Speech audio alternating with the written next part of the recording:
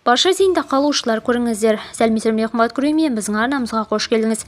Әлемде және Қазақстанда болып жатқан жаңалықтар ең біріншілерден болып біліңіз келсе, арнамызға жазылыңыз, лайк басуды ұмытпаңыз.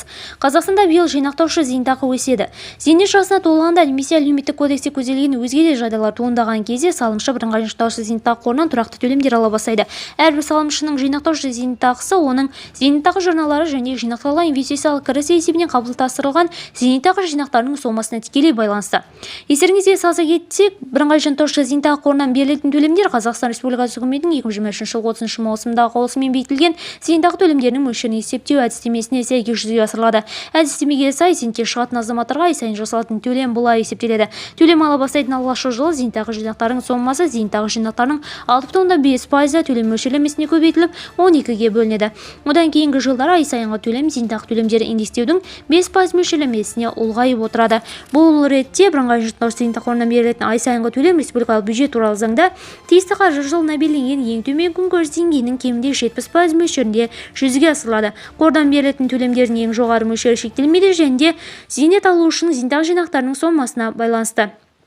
Мерзімсіз уақытқа белгіленген бір немесе екінші топтағы мүгедектігі бар адамдар, сондай-ақ зиян және қауіпті өндірістерде жұмыс істеп, зейнет жасына толған, олардың пайдасына жиынтығы кем дегенде 60 ай міндетті кәсіптік зейнетақы жарналар төленген адамдар сияқты белгілі бір санаттағы алушылар үшін әдістемеде ай сайынғы зейнетақы төлемінің мөлшерін арттыратын түзету коэффициенттері көзделген.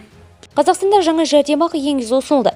Қазақстанда жаңа жәрдемақы енгізу ұсынылды. Тиісті бастаманы мәжіліс депутаты Таңсәуле Серіков жасады. Депутаттың сөзінше, кейбіреулердің безбүйректік танытуынан 2 және 3 топтағы кемтар балаларды қолдау болмай отыр. Ол депутаттық сауалында ақыл-есі кем азаматтардың қамқорлықтарына байланысты мәселені көтерді. Әрекетке қабілетсіз немесе ақыл-есі кем адамдардың құқығын қорғауда заңды өкілі, яғни 18 жастан асқан сотпен белгіленген қамқоршы қамтамасыз етеді. 18 жасқа дейін жәрдемақы балаға да қамқоршыға да төленеді, бірақ одан кейінде ол анасы үшін бәрібір бала. Ол 18-ден асқан ақыл-есі дұрысталып керемет болып кетпейді.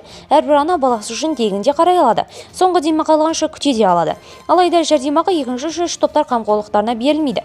Психикалық ауру болса, психотроптық дәрі-дәрмегін күнделікті қажет заттарын ас-суын алуға бөлінген жәрдемақы жеткіліксіз дейді ол. Мәжіліс депутаты ақыл-есінде кемшілігі барлар, оның ішінде аутизм, олигофрен, даун синдромына шалдыққандар көп екенін жеткізді. Видеомыз кеңінен таралу үшін лайк басып жақындарыңызға таратуды ұмытпаңыз. Бізді бақылауда жалғастырыңыз.